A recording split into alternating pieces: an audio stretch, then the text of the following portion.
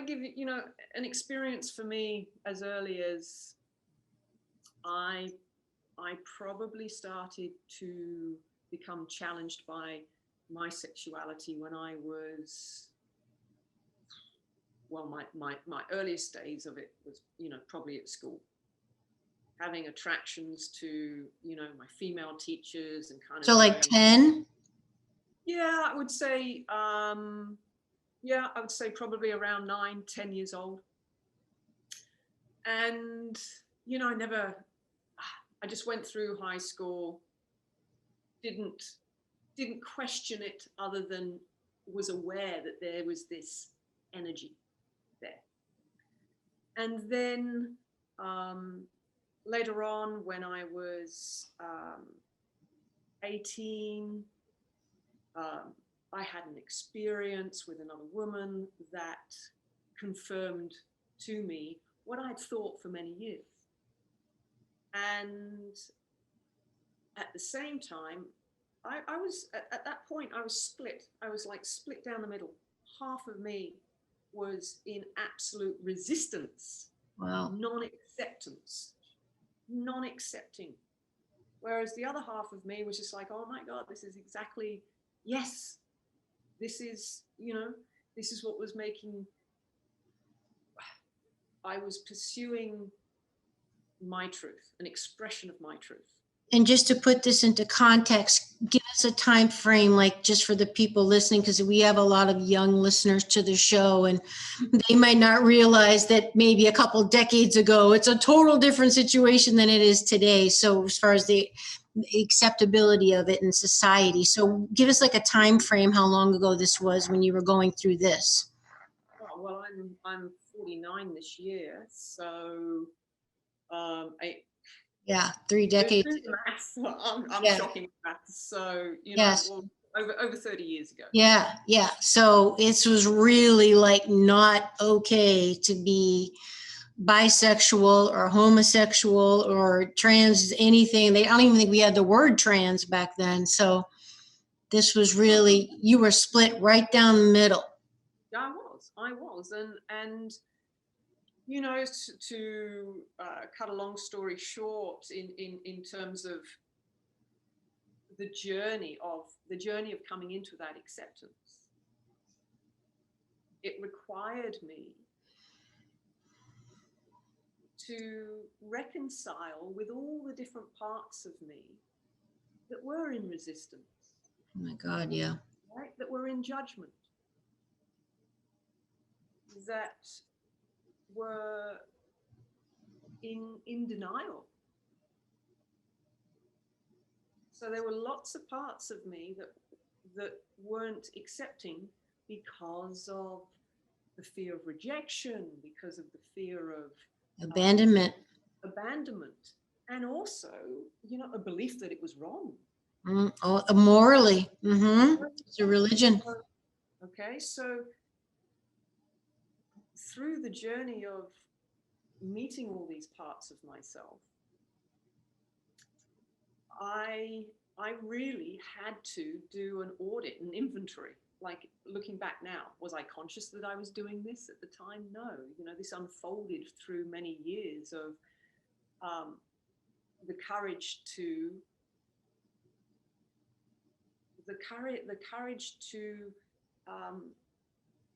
take off the labels. The courage to really look at, where is it that I'm living my life, seeking approval, seeking other people's appreciation, Okay, so, but how old were you when that actually started to happen? I know you don't want to get too much into the weeds of it, but that really is the crux of it, Joe. Like, for anyone listening who's struggling right now, like, I am confused about my sexuality, or, oh my God, I could never tell my dad what, my preference or any of that. Like, so you just try to please give us just a little bit as to how you came to that in yourself, to get the courage to, come out of the closet, so to speak. And, just what that was really, when was that? Like, how long ago was that? Like, how long did it take to get there? from the age of 18 to 26, I lived 2 lives. Literally, like you had like a boyfriend and a girlfriend? I had a boyfriend in the very early years, but by the time I was 19, 20, so yes, at the very beginning, for the first year, I had 2 lives. Yeah. Boyfriend, girlfriend. And then I just had 2 lives where I just had a girlfriend, but no one knew that I was gay. No one Yeah. knew. I would make out that, Yeah. just still waiting for the right guy to come along. Yeah. And make up all the relevant stories that kept the cover going. And then what drew me so you've really asked a question now. So Yeah. Well, this is like such an important thing, because I just, so many people are struggling with it. So I know we can tap into your wisdom, someone who's been there and done that. Well, my beautiful girlfriend at the time, and we had 12 wonderful years together, and we're great friends still. And she and I were each other's first. So she had never been in another relationship. She had a boyfriend as well. And there came a time where she and I were living out of each other's pockets, literally to the point I was sharing an apartment with my brother in London. Mm-hmm. And it came to a head because the 2 of us used to go out with my brother a lot, socialize, etc., etc. And my brother started to take a fancy to my girlfriend. Oh. And so it's a little bit like a soap opera in the respects that because the 2 of us, we were living this double life, which meant that, we had to be seen to flirt with others. At least we thought we had to be seen to flirt with others, because it was the only other way that we were going to keep, That's just sad. Yeah, keep the mask and keep the cover. It was an act, we were playing an act, and we had to do whatever that took to protect ourselves. To the degree in which we were in fear, we needed to control, and control equals protection. So we got to the point where we realized that one of my brothers was, starting to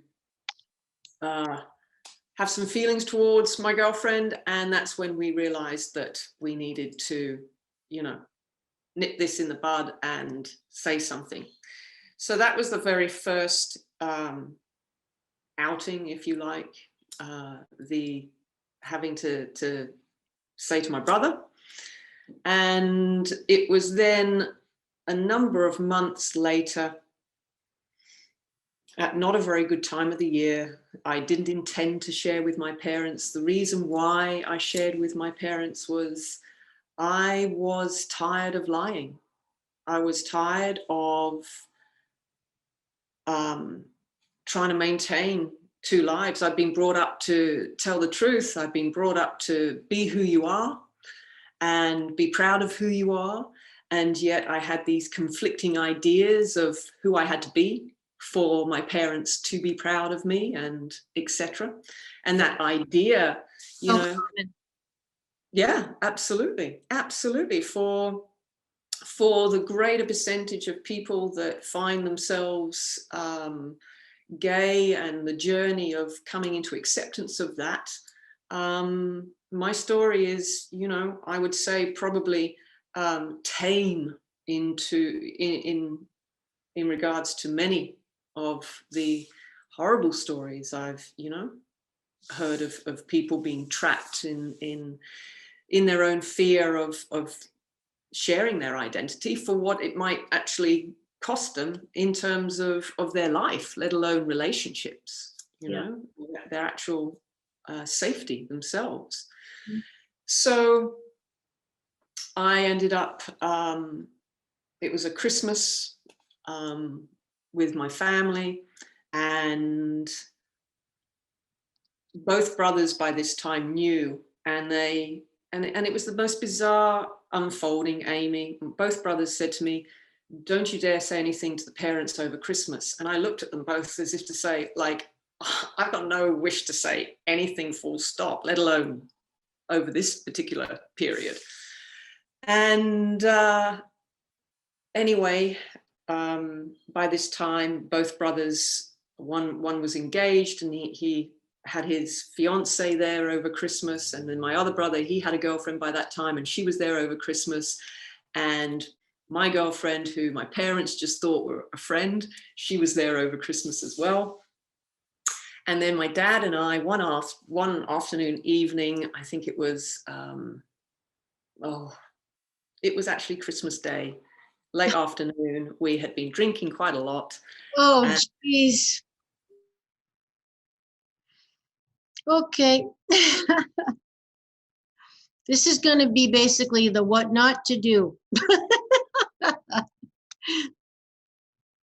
Oh, there we go. We lost you for a minute, but we're back. Okay, I was just saying that this is basically turning into the what not to do. Right. Exactly. You know, you can. This is how we learn, right? Okay.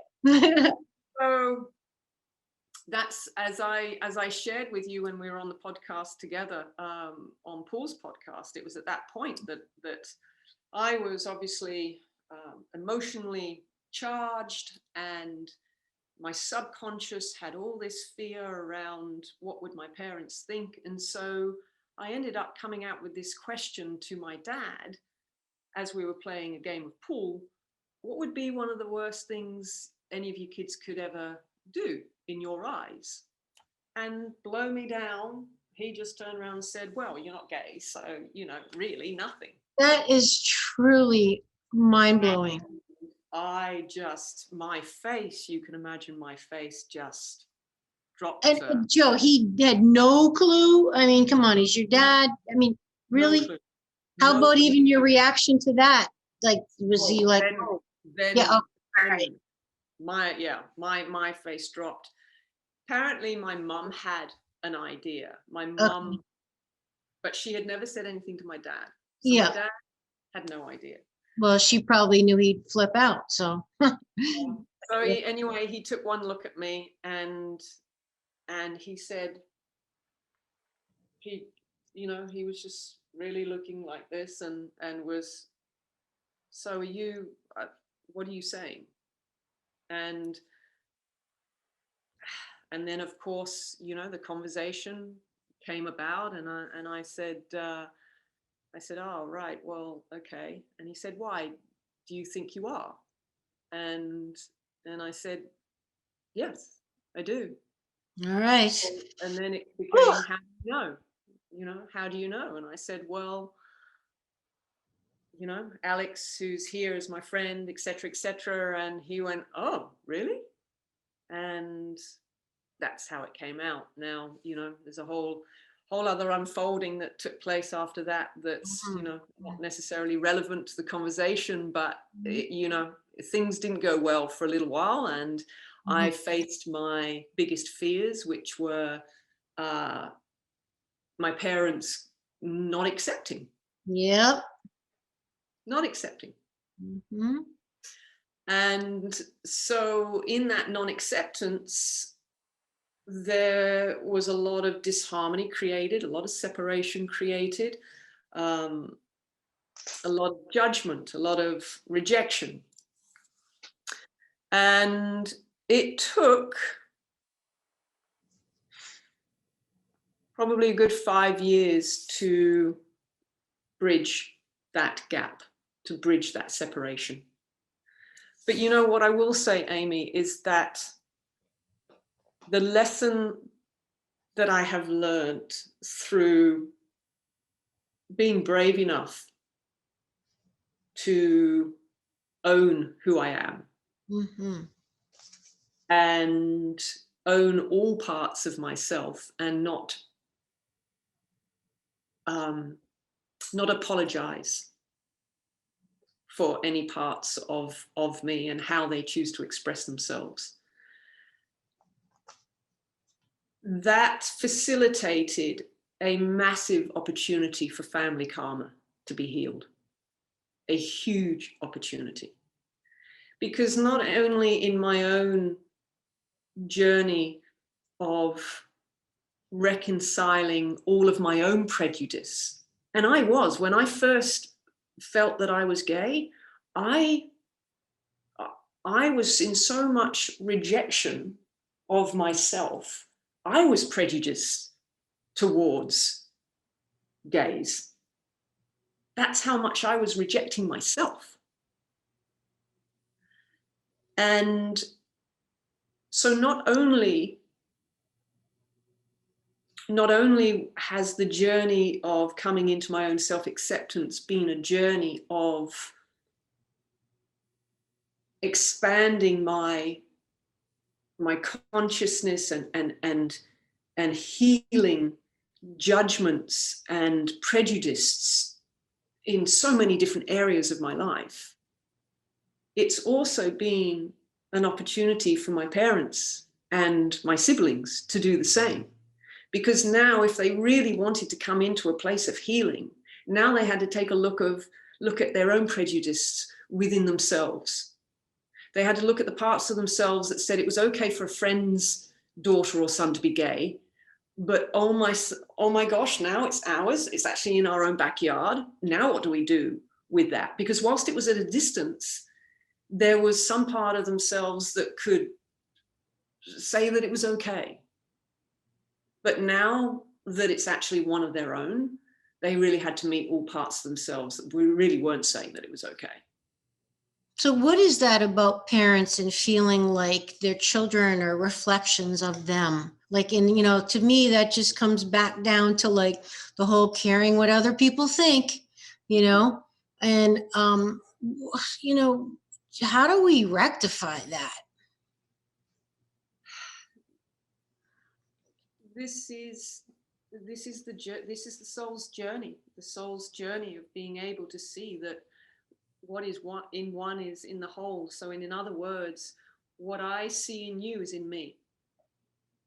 Whenever there is the law of reflection, which is when someone or something comes and creates a trigger within you and you react, it's showing you that that person is a mirror. They are mirroring. But it's important to understand that the mirror, they are holding a mirror to you. Mm-hmm. So what you're reacting to is inside of you. So a lot of people think that the law of reflection is a direct mirror of what the other person is projecting. So for example, let's say you got angry at me and that became a trigger for me, and I react to your anger, but the reflection may not be anger that rises up within me. I might react and I might actually have sadness that comes up within me, or hurt, or resentment. So the law of reflection isn't about what the other person is reflecting to you. The law of reflection is about what rises up within you in response to what that person is holding a mirror.